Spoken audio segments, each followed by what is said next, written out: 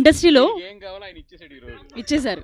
Yes సరే, మెడల్లోకి రండి. ఈ మధ్య కాలంలో వంశీ గారిని స్పీచెస్ని కొట్టే వాళ్ళు ఇంకా రాలేదంట. యాక్చువల్లీ ఆయన ఈ మధ్య ఒకరిద్దరి తర్వాత ఇండస్ట్రీలో స్పీచెస్ ఆయన ఉన్నాయన్నమాట.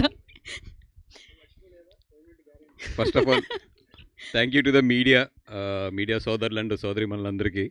బికాస్ లాస్ట్ 1 year నుంచి ఏదైనా బెస్ట్ స్టేజ్ ఎక్కువసార్లు అటెండ్ అయిన ఏదైనా అవార్డు ఉంటే నేను, వంశీ అండ్ మా సాయి గారే తీసుకుంటాం.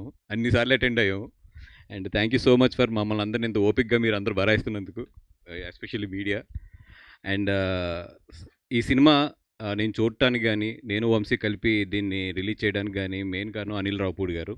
ఎందుకంటే he's the one who believe this film.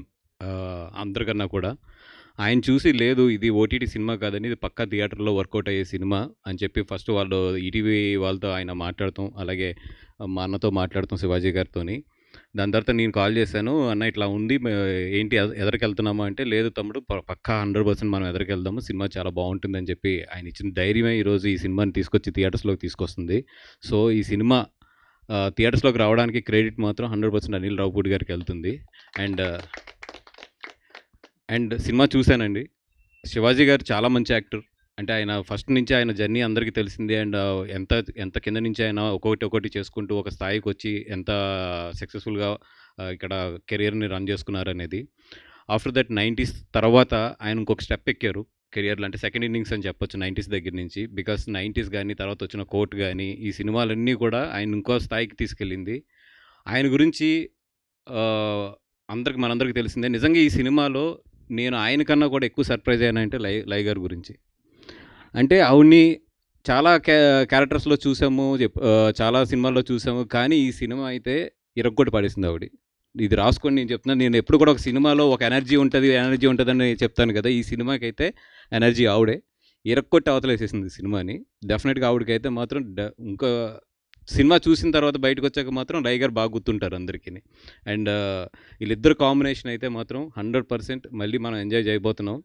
ఈ సినిమా అంటే ఎప్పుడు కూడా క్రైమ్ థ్రిల్లర్స్లో ఎక్కువ కూడా ఏంటంటే డార్క్ కామెడీ వైపు వెళ్తాం. జనరల్గా ఏంటంటే అది ఒక మోడల్ కింద ఉంటుంది. బట్ ఈ సినిమాలో నిజంగా డైరెక్టర్ని మెచ్చుకోవాల్సిన విషయం ఎక్కడంటే ఒక క్రైమ్ థ్రిల్లర్ని చాలా ఫ్యామిలీ పరంగా చెప్పుకుంటూ వచ్చారు. ఎక్కడ కూడా క్రైమ్ థ్రిల్లర్ కింద ఉంటుంది, at the same time families enjoy చేసేటట్లు ఉంటుంది. అండ్ దానికి నిజంగా అతను రాసిన రైటింగ్ కానీ స్క్రీన్ ప్లే కానీ చాలా బాగా చేసుకున్నాడు. అండ్ ఈటీవీ ఉంటే దాని వెనకాలే Bunny Vasu and Vamsi Nandipati last 1 year నుంచి వెళ్తూ ఉన్నారు. ఫర్దర్గా కూడా మంచి జర్నీ కంటిన్యూ అవుతుంది అని చెప్పి కోరుకుంటున్నాం. ఎందుకంటే వాళ్ళు కష్టపడి బాగా సినిమా తీస్తారు, నేను దాన్ని రిలీజ్ చేసి బాగా సంపాదించుకుంటాను. ఇది చాలా బాగుంది, నాకు హ్యాపీగా ఉంది. అలాగే మమ్మల్ని వదలకుండా ఈటీవీ జాగ్రత్తగా ఇలాగే 4 డబ్బులు ఇచ్చి చక్కగా మేము అందరం కూడా కొంచెం ఆస్తులు సంపాదించుకునేటట్లు కోఆపరేట్ చేయాలని చెప్పి కోరుకుంటూ, కోఆపరేట్ చేయాలి మరి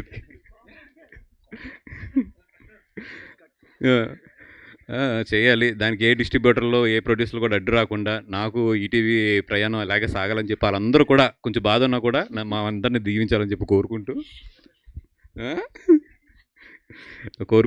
ఈ సినిమా కూడా ఇప్పుడు మా successful combination ETV and Vamsi నా కాంబినేషన్లో ఎంత సక్సెస్ఫుల్గా రన్ అవుతుందో ఈ సినిమా కూడా అంత బాగా సక్సెస్ఫుల్గా రన్ అవ్వాలని చెప్పి కోరుకుంటున్నాం.